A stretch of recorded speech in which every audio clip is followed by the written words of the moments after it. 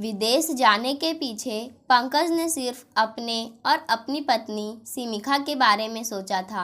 उसके बूढ़े माता पिता को उसकी कितनी ज़रूरत है, इन सब बातों से उसे कोई मतलब नहीं था। लेकिन आज ऐसा क्या हो गया था कि वह अपनों के लिए तड़प रहा था। पंकज अपनी कैंसर की रिपोर्ट को हाथ में लेकर बैठे बैठे यही सोच रहा था कि क्या करे क्या ना करे। सब कुछ तो था उसके पास। वह इस सोने के देश में आया ही था सब कुछ हासिल करने, मगर उसका गणित कब और कैसे गलत हो गया वह समझ नहीं पाया। हर तरह से अपने स्वास्थ्य का ध्यान रखने के बावजूद क्यों और कब से उसे यह भयंकर बीमारी हो गई थी। सबसे पहले उसने अपनी बड़ी बहन को फ़ोन किया तो उन्होंने फ़ौरन अपने गुरुजी को सूचित किया और समस्या का कारण गुरुजी ने ऋतु दोष बताया था। छोटी बहन भी फ़ोन पर बोली, भैया आप लोग तो पूरे अमेरिकी हो गए हो, कोई पूजा पाठ कनागत कुछ भी तो नहीं मानते, इसलिए ही आज दंड स्वरूप आपको यह रोग लग गया है। यह सुनकर पंकज का मन वापस अपनी जड़ों की तरफ लौटने को बेचैन हो गया। सोने की नगरी अब उसे सोने का कारावास लग रही थी। यह कारावास जो उसने स्वयं चुना था, वो भी अपनी इच्छा से। पंकज और सिमिखा 20 वर्ष पहले इस सोने के देश में आए थे। पंकज के पास वैसे तो भारत में भी कोई कमी नहीं थी, पर फिर भी निरंतर आगे बढ़ने की प्यास ने उसे इस देश में आने को विवश कर दिया था। सिमिखा और पंकज दोनों बहुत सारी बातों में अलग होते हुए भी इस बात पर सहमत थे कि भारत में उनका और उनके बेटे का भविष्य नहीं है। सिमिखा अक्सर आंखें तरेर कर बोलती, है क्या इंडिया में कूड़ा करकट और गंदगी के अलावा।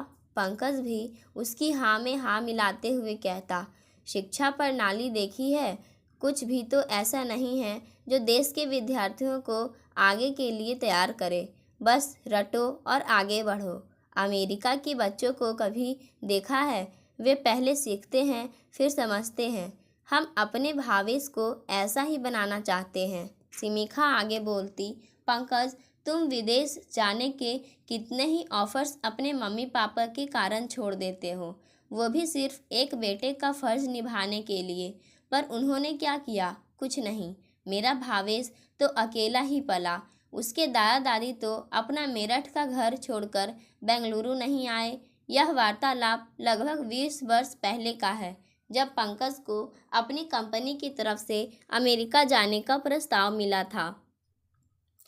पंकज के मन में एक पल के लिए अपने मम्मी पापा का ख्याल आया था, पर सिमिखा ने इतनी सारी दलीलें दी कि पंकज को यह लगा कि उसे ऐसा मौका छोड़ना नहीं चाहिए। पंकज अपनी दोनों बहनों का इकलौता भाई था। उससे बड़ी एक बहन थी और एक बहन उससे छोटी थी। उसके पति अच्छे खासे सरकारी पद से सेवानिवृत्त हुए थे। बचपन से पंकज हर रेस में अव्वल ही आता था। अच्छा घर, अच्छी नौकरी, खूबसूरत और उससे भी ज़्यादा स्मार्ट बीवी। रही सही कसर शादी के 2 वर्षों बाद भावेश के जन्म से पूरी हो गई थी। उसके लिए अगर कुछ परफेक्ट पर परफेक्ट नहीं था तो यह देश और इसके रहने वाले नागरिक। वह तो बस पंकज का जन्म भारत में हुआ था, वरना सोच से तो यह पूरा विदेशी था। विवाह के कुछ समय बाद भी उसे अमेरिका में नौकरी का प्रस्ताव मिला था, पर पंकज के पापा को अचानक हार्ट अटैक आ गया था, सो उसे मजबूरीवश प्रस्ताव ठुकराना पड़ा। कुछ ही महीनों में सिमिखा ने खुशखबरी सुना दी और फिर पंकज और सिमिखा अपनी नई भूमिका में उलझ गए और वे लोग बेंगलुरु में ही बस गए। पर मन में कहीं ना कहीं सोने की नगरी की टीस बनी रही। जब भावेश 7 वर्ष का था तब पंकज को कंपनी की तरफ से परिवार सहित फिर से अमेरिका जाने का मौका मिला, जो उसने फ़ौरन लपक लिया। खुशी से सराबोर होकर जब उसने अपने पापा को फ़ोन किया तो पापा थकी सी आवाज़ में बोले, बेटा मेरा कोई भरोसा नहीं है, आज हूँ कल नहीं। तुम उतनी दूर चले जाओगे तो ज़रूरत पड़ने पर हम किसका मुंह देखेंगे। पंकज ने चिढ़ी सी आवाज़ में कहा, पापा तो क्या मैं अपनी प्रोग्रेस रोक लूँ आपके कारण? वैसे भी आप और मम्मी को मेरी याद ही कब आती है। सिमिखा को आप दोनों के कारण नौकरी छोड़नी पड़ी क्योंकि आप दोनों मेरठ छोड़कर आना ही नहीं चाहते थे। फिर भावेश को हम किसके भरोसे छोड़ते, और आज आपको अपनी पड़ी है। पंकज के पापा ने बिना कुछ बोले फ़ोन रख दिया। पंकज की मम्मी निरूपा बड़ी आशा से अपने पति रामस्वरूप की तरफ देख रही थी कि वे उसको फ़ोन देंगे, पर जब उन्होंने फ़ोन रख दिया तो उतावली सी बोली, मेरी बात क्यों नहीं कराई बेटे से? निरूपा बोली, पंकज हमेशा के लिए अमेरिका जा रहा है अपने परिवार के साथ। रामस्वरूप जी चिढ़कर बोले, मुझे क्या पता, वह तो मुझे ही उल्टा सीधा सुना रहा था कि हमारे कारण उसकी बीवी नौकरी नहीं कर पाई। निरूपा थके से स्वर में बोली, तुम अपना ब्लड प्रेशर मत बढ़ाओ, यह घोंसला तो पिछले 10 वर्षों से खाली है। हम हैं ना एक दूसरे के लिए। पर यह कहते हुए उनका स्वर भीग गया था। निरूपा मन ही मन सोच रही थी कि वह पंकज को भी क्या कहे। आखिर सिमिखा उसकी बीवी है, पर ये दोनों कैसे रहे उसके घर में, क्योंकि बहू का तेज स्वभाव और उससे भी तेज कैंची जैसी जबान है। उसके अपने पति रामस्वरूप जी का स्वभाव भी बहुत तीखा था, कोई जग हंसाई ना हो। इसलिए निरूपा और रामस्वरूप ने खुद ही एक सम्मानजनक दूरी बनाकर रखी थी। पर इस बात को पंकज अलग तरीके से ले लेगा यह उन्हें नहीं पता था। उधर रात में पंकज सिमिखा को जब पापा और उसके बीच का संवाद बता रहा था तो सिमिखा छूटते ही बोली, नौकर चाहिए उन्हें तो बस अपनी सेवा हल के लिए। हमारा घर तो उन्होंने अपने लिए मेडिकल टूरिज्म समझ रखा है। जब बीमार होते हैं तभी इधर का रुख करते हैं। अब कराए ना अपने बेटी दामाद से सेवा। तुम क्यों अपना दिल छोटा करते हो? एक तरह से सबको नाराज करके ही पंकज और सिमिखा अमेरिका आए थे। साल भी नहीं बीता था कि पापा फिर से बीमार हो गए थे। पंकज ने पैसे भेजकर अपने कर्तव्य की इतिश्री कर ली थी। आखिर अब उसे भावेश का भविष्य देखना है। उसकी बड़ी दी रीचा और उनके पति जयमत मम्मी पापा को अपने साथ ले आए थे, पर होनी को कौन टाल सकता है। 15 दिनों में ही पापा सबको छोड़कर चले गए। पंकज ने बहुत कोशिश की, पर इतनी जल्दी कंपनी ने टिकट देने से मना कर दिया था और उस समय खुद टिकट खरीदना उसके बूते के बाहर था। तब पहली बार उसे लगा कि उसने अपने आप को कारावास दे दिया है। घर पर सबको उसकी ज़रूरत है और वह कुछ नहीं कर पा रहा है। सिमिखा ने पंकज को सांत्वना देते हुए कहा, आजकल बेटा और बेटी में कोई फ़र्क नहीं है। वे तो रीचा दी के पास थे। हम लोग अगले साल चलेंगे जब कंपनी हमें टिकट देगी। अगले साल जब पंकज गया तो माँ का वह रूप ना देख पाया। ऐसा लग रहा था माँ ने 1 वर्ष में ही 10 वर्षों का सफ़र तय कर लिया हो। सब नाते रिश्तेदार की बातों से पंकज को लगा जैसे वह ही आने जाने में अपने पिता की मृत्यु का कारण हो। उसके मन के अंदर एक डर सा बैठ गया कि उसने अपने पिता का दिल दुखाया है। पंकज माँ को सीने से लगाता हुआ बोला, माँ, मैं आपको अकेला नहीं रहने दूंगा, आप मेरे साथ चलोगी। जयमत जीजाजी बोले, पंकज, यह ही ठीक रहेगा। भावेश के साथ वे अपना दुख भूल जाएंगी। पंकज के जाने का समय आ गया, पर माँ का पासपोर्ट और वीज़ा बन नहीं पाया और माँ के कांपते हाथों को अपनी बहनों के हाथ में देकर वह फिर से सोने के देश में चला गया। फिर 5 वर्षों तक किसी न किसी कारण से पंकज का घर आना टलता ही रहा और पंकज की ग्लानि बढ़ती गई। 5 वर्षों बाद जब वह आया तो माँ का हाल देखकर रो पड़ा। इस बार माँ की इच्छा थी कि रक्षाबंधन का त्यौहार एक साथ मनाया जाए। उनके पैतृक गांव में तो पंकज और सिमिखा रक्षाबंधन के दिन ही पहुँचे। सिमिखा को अपने भाई को भी राखी बांधनी थी। दोनों बहनों ने पूरा खाना पंकज की पसंद का बनाया था और आज माँ भी बरसों बाद रसोई में जुटी हुई थी। मेवों की खीर, गुलाब जामुन, दही बड़े, पुलाव, पनीर मसाला, छोटे भटूरे, अमरूद की चटनी, सलाद और गुड़ के गुलगुले। पंकज, ऋचा और ऋचा मानो फिर से मेरठ के घर में आकर बच्चे बन गए थे। बरसों बाद लगा पंकज को कि वह जिंदा है। 2 दिन 2 पल की तरह बीत गए। बरसों से सोए हुए तार फिर से झंकृत हुए। सब कुछ बहुत ही सुखद था। ढेरों फोटो खींचे गए, वीडियो बनाई गई। सबको बस यही ही मलाल था कि भावेश नहीं आया था। तब ऋचा ने अपने भैया से आखिर पूछ ही लिया, भैया भावेश क्यों नहीं आया? क्या उसका मन नहीं करता हम सबसे मिलने का?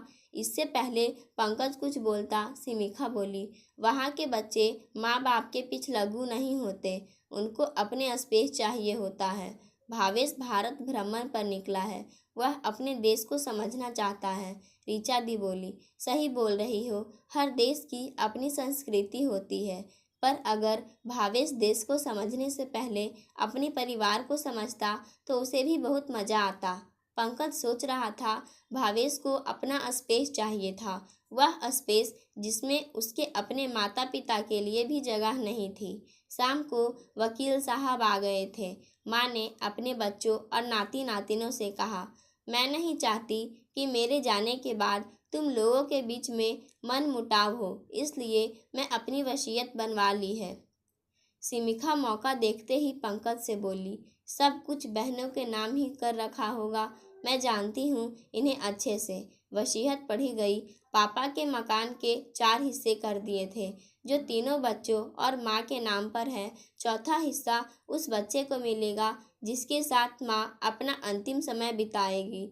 100 बीघा जमीन जो उनके गांव में है, उसके भी 4 हिस्से कर दिए गए थे। दुकानें भी सबके नाम पर एक एक थी और गहनों के 3 भाग कर दिए थे। माँ ने अपने पास बस वे ही गहने रखे थे जो फिलहाल पहन रही थी। वसीयत पढ़े जाने के पश्चात तीनों भाई बहन सामान्य थे, पर छोटे दामाद और सिमिखा का मुंह बन गया था, जबकि छोटे दामाद और बहू ने अब तक माँ के लिए कुछ भी नहीं किया था। सिमिखा उस दिन जो गई, फिर कभी ससुराल की दोहरी पर ना चढ़ी। माँ के गुजरने पर पंकज अकेले ही बड़ी मुश्किल से आ पाया था। फिर तो जैसे पंकज के लिए अपने देश का आकर्षण ही खत्म हो गया था। पूरे 7 वर्षों तक पंकज भारत नहीं गया। बहनों की राखी मिलती रही, पर उसने अभी कुछ नहीं भेजा, क्योंकि कहीं ना कहीं यह फांस उसके मन में भी थी कि जब उन्हें बराबर का हिस्सा मिला ही है तो फिर किस बात का तोहफा। अमेरिका में वह पूरी तरह रच बस गया था कि तभी अचानक से एक छोटे से टेस्ट ने भयानक कैंसर की पुष्टि कर दी थी। उन्हीं रिपोर्ट्स को बैठकर वह देख रहा था और ना जाने क्यों कैंसर की सूचना मिलते ही सबसे पहले उसे अपनी बहनों की याद आई थी। भावेश अपनी ही दुनिया में मस्त रहता था, उससे कुछ उम्मीद रखना व्यर्थ था। वह एक अमेरिकी बेटा था, सब कुछ नपा तुला, ना कोई शिकायत ना कोई उलाहना, एकदम व्यवहारिक। कभी कभी पंकज उन भावनाओं के लिए तरस जाता था। वह 2000 किलोमीटर दूर एक मध्यम आकार के सुंदर से घर में रहता था। भावेश से जब पंकज ने कहा, भावेश तुम यहीं शिफ्ट हो जाओ, मुझे और तुम्हारी मम्मी को थोड़ा सहारा हो जाएगा, तो भावेश हंसते हुए बोला, पापा यह अमेरिका है, यहाँ पर आपको काम से छुट्टी नहीं मिल सकती है और सरकार की तरफ से इलाज तो चल ही रहा है आपका, जो भारत में मुमकिन नहीं। मुझे आगे बढ़ना है, ऊंचाई छूनी है। मैं आपका ही बेटा हूँ पापा, आप सकारात्मक सोच के साथ इलाज करवाएं, कुछ नहीं होगा। पर पंकज के मन में यह घाव कर गया था कि यह उसकी करनी का ही फल है और उसकी बातों की पुष्टि के लिए उसकी बहनें भी रोज कोई ना कोई नई बात बता देती थी। अब अक्सर ही पंकज अपनी बहनों से बातें करता था जो उसे मानसिक संबल देती थी। सबसे अधिक मानसिक संबल मिलता था उसे उन ज्योतिषियों की बातों से जो पंकज के लिए इंडिया से ही पूजा पाठ कर रहे थे। भारत में दोनों बहनों ने महामृत्युंजय के पाठ बिठा रखे थे। हर रोज सिमिखा पंकज का फोटो खींचकर व्हाट्सएप से दोनों बहनों को भेजती और उस फोटो को देखने के पश्चात पंडित लोग अपनी भविष्यवाणी करते थे। सब पंडितों का एकमत निर्णय यह था कि पंकज की अभी कम से कम 20 वर्ष आयु शेष है। यदि वह अच्छे मुहूर्त में आगे का इलाज करवाएगा तो अवश्य ही ठीक हो जाएगा। भावेश हर शुक्रवार को पंकज और सिमिखा के पास आ जाता था। उस रात जैसे ही उसे झपकी आई थी तो देखा इंडिया से छोटी बुआ का फ़ोन था। वे सिमिखा को बता रही थी, भाभी आप अस्पताल बदल लीजिए, पंडित जी ने कहा है, जगह बदलने से मर्केश ग्रह टल जाएगा। भावेश ने मम्मी के हाथ से फ़ोन ले लिया और बोला, बुआ ऐसी स्थिति में अस्पताल नहीं बदल सकते हैं और ग्रह जगह बदलने से नहीं, सकारात्मक सोच से बदलेगा। मेरी आपसे विनती है, ऐसी फालतू बात के लिए फ़ोन मत कीजिए। परंतु पंकज ने तो जिद पकड़ ली थी। उसके मन के अंदर यह बात गहरे तक बैठ गई थी कि बिना पूजा पाठ के वह ठीक नहीं हो पाएगा। भावेश ने कहा भी, पापा आप इतना पढ़ लिख कर ऐसा बोल रहे हो, आप जानते हो कैंसर का इलाज थोड़ा लंबा चलता है। पंकज थोके स्वर में बोला, तुम नहीं समझोगे भावेश, यह सब ग्रह दोष के कारण हुआ है। मैं अपने मम्मी पापा का दिल दुखा कर आया था। भावेश ने फिर भी कहा, पापा दादा दादी थोड़े दुखी अवश्य हुए होंगे, पर आपको क्या लगता है उन्होंने आपको श्राप दिया होगा?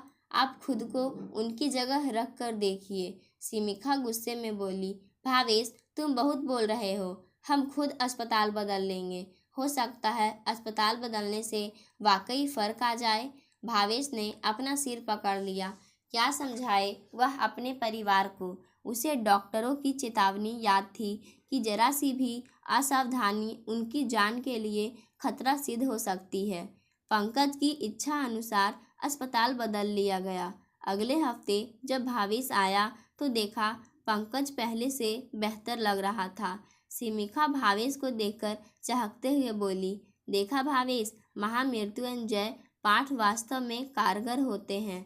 पापा को पहले से बेहतर देखकर भावेश ने कोई बहस नहीं की, बस मुस्कुरा भर दिया।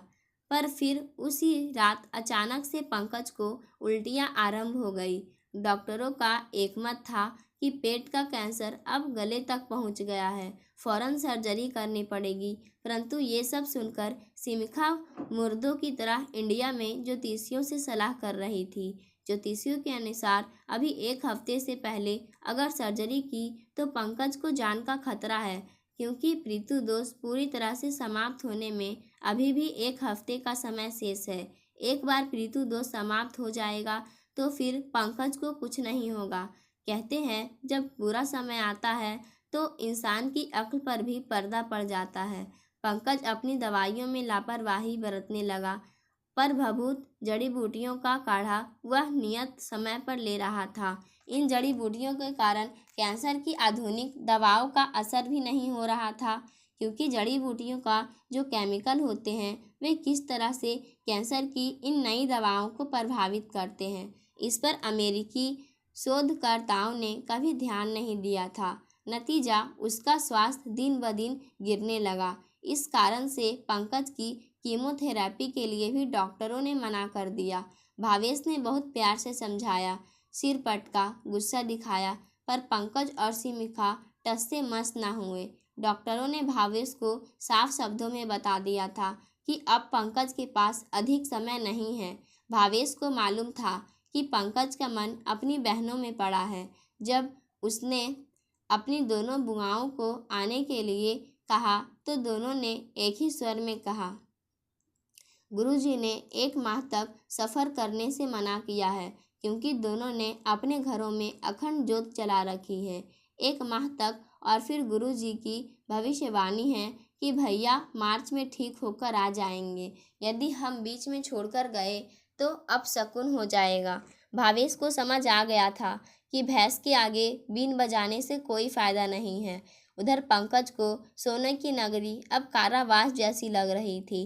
तरस गया था वह अपनों के लिए। सब कुछ था, पर फिर भी मानसिक शांति नहीं थी। दोनों बहनों ने अपनी ओर से कोई भी कोर कसर नहीं छोड़ी, पर ग्रहों की दशा सुधारने के बावजूद पंकज की हालत ना सुधरी। मन में अपनों से मिलने की आस लिए वह दुनिया से रुखसत हो गया। आज भावेश को बेहद लाचारी महसूस हो रही थी। दूसरे अवश्य उसे अमेरिकी कहकर चिढ़ाते हों, पर वह जानता था कि उसके गोरे अमेरिकी दोस्त कैसे माता पिता की सेवा करते हैं। उसके एक प्रेमिका तो माँ का ध्यान रखने के लिए उसे ही नहीं, अपनी अच्छी नौकरी को भी छोड़कर इस छोटे से गाँव नुमा शहर में 4 साल रही थी। वह माँ के मरने के बाद ही लौटी थी। वह समझता था कि अमेरिकी युवा अपने मन से चलता है, पर अपनी जिम्मेदारियां समझता है। अब वह हताश था, क्योंकि पूर्व ग्रह के कारण उसके माता पिता भारत में बैठी बहनों के मुंह पास में बंधे थे। वे धर्म की जो गठरी सिर पर लाद कर लाए थे, अमेरिका में रहकर और भारी हो गई थी। सब कुछ तो था उसके परिवार के पास, पर इन अंधविश्वासों में उलझकर वह अपने पापा की आखिरी इच्छा पूरी ना कर पाया। काश वह अपने पापा और परिवार को यह समझा पाता कि कैंसर एक रोग है जो कभी भी किसी को भी हो सकता है। उसका इलाज पूजा पाठ नहीं, सकारात्मक सोच और डॉक्टरी सलाह के साथ नियमित इलाज है। अमेरिका ना तो सोने की नगरी है और ना ही सोने का कारावास। पापा की अपनी सोच ने उन्हें यह कारावास भोगने पर मजबूर किया था। गीली आंखों के साथ भावेश ने अपने पापा को श्रद्धांजलि दी और एक नई सोच के साथ हमेशा के लिए अपने को दकियानुसी सोच के कारावास से मुक्त कर दिया। पाठकों, आज की कहानी यहीं समाप्त होती है। धन्यवाद।